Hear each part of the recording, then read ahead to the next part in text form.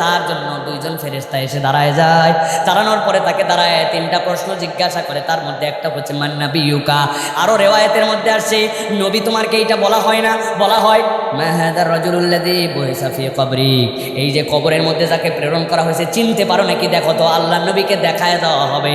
আল্লাহ নবী দেখবেন আল্লাহ নবীর মুখে শুভ্র দাড়ি আর তার উম্মত মুসলমান পরিচয় দেয়। 25 বছর পর্যন্ত দাড়ি নাই, 30 বছর পর্যন্ত আমল নামায় দাড়ি নাই, 50 বছর পর্যন্ত দাড়ি নাই, শেষ বয়সে যায় যখন দাড়ির কোনো ভ্যালু নাই ওই সময় দাড়ি রেখে ভণ্ডামি করতেছে।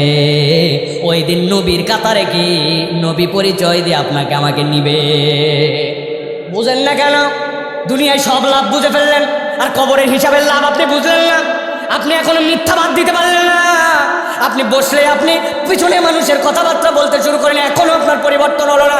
আল্লাহ রাব্বুল আমিন বলছেন এই জন্য ওই দিন যাওয়ার পরে বলবে রব্বানা আবসারনা ওয়া সামি'না ফারজি'না না'মাল সালিহান ইন্না মুকিনুন। আল্লাহ ফেরত পাঠাও, একটু আমল করে আসবো। ওই দিন আর সুযোগ হবে না। সুযোগ থাকতে এখন থেকেই জীবন পরিবর্তন করা লাগবে, ঠিক না? ওই মুরব্বী আসরের পরে মসজিদ থেকে যায় না কেন জানেন?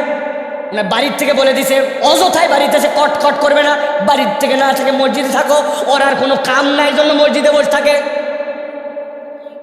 কোনো কাজ নাই ওই মুরব্বী, রিটায়ারমেন্টে চলে গেছে। আমার গায়ে শক্তি আছে, গায়ের মধ্যে জজবা আছে, রক্তের গরম আছে। ও যুবক তোমার আছে, আমি চাইলে যেতে পারি, চাইলে না যেতে পারি। আল্লাহ বলতেছেন তোমার এই রক্ত যখন গরম আছে ওই গরম রক্তের আলাদা দাম আছে। অতএব আল্লাহর কাছে যদি এরকম হতো শেষ বয়সে সব ঠিকঠাক করে ওইটার হিসাব দিব, কিন্তু না। আল্লাহ নবী বলছেন 5টা বিষয়ের উত্তর দেওয়ার আগে কদম তুলতে পারবে না। তার মধ্যে একটা তোমার যৌবনকে কোন দিকে ব্যবহার করেছ। যৌবনে স্লোগান দিলে অমুক ভাইয়ের চরিত্র ফুলের মতো পবিত্র, নামাজ পড়ে না এক ওয়াক্ত, আর তুমি তার পক্ষে স্লোগান মেরে দিলে, কিন্তু তুমি আল্লাহ আল্লাহ রসুলের পক্ষে যৌবনে স্লোগান দাও নাই। মুরব্বী হওয়ার পরে তোমার এই সকল ভক্কর চক্কর ধাপ্পাবাজির কোনো দাম নাই। 1 নম্বর দল, তাহলে 3টা বিষয় ক্লিয়ার থাকতে হবে।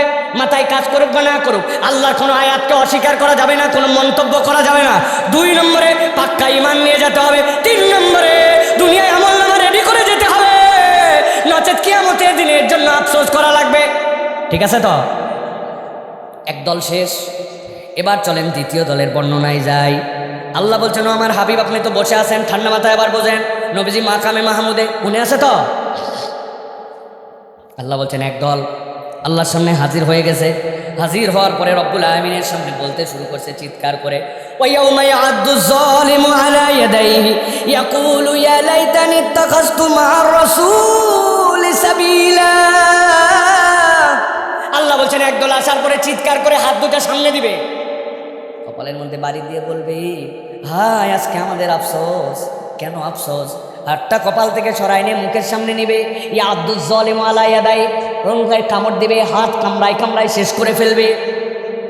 আর চিৎকার করে একটা কথা বলতে শুরু করবে, এখানে কারো অভাব যদি থাকে, কামাই রুজির দুর্বলতা থাকে, বাড়িতে একটু গরুর গোস্ত কিনবেন কিন্তু অনেক পেরেশানি চলতেছে, 5 কেজি গরুর গোস্তের টাকা দেওয়া হবে।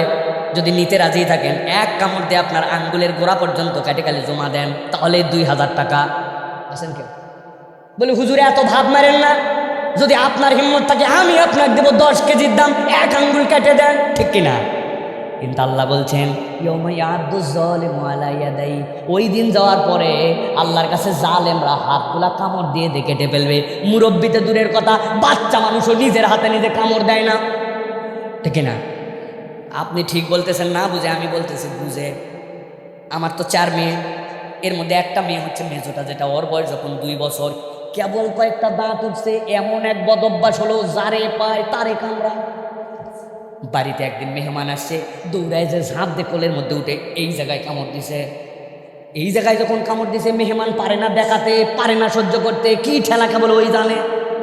কথা ঠিক কিনা? ইজ্জত থাকে না আমাদের, যারে তারে কামড়ায়। আর মা একদিন আমারে বলছে এটারে ঠিক করা লাগবে। আমি চিন্তা করলাম কেমনি এটারে ঠিক করি, আরে যতই ওয়াজ করি তো ওয়াজ নেয় না, মানে তো ওয়াজ নেওয়ার বয়স হয় নাই। পরে বললাম মা এদিকে আয়, চকলেট খাবি? কয়টা? যে কয়টা চাবি সে কয়টা দিব। আইসক্রিম? আইসক্রিমও খাবে রাজে, ঠিক আছে। যে কয়টা খাবে সে কয়টা চিপস, যে কয়টা লাগবে সে কয়টা, বিরাট খুশি। আমি এইগুলা কিনে দেই না, সচরাচর চিপস খাওয়া আমাদের পরিবারের নিষিদ্ধ, একবারে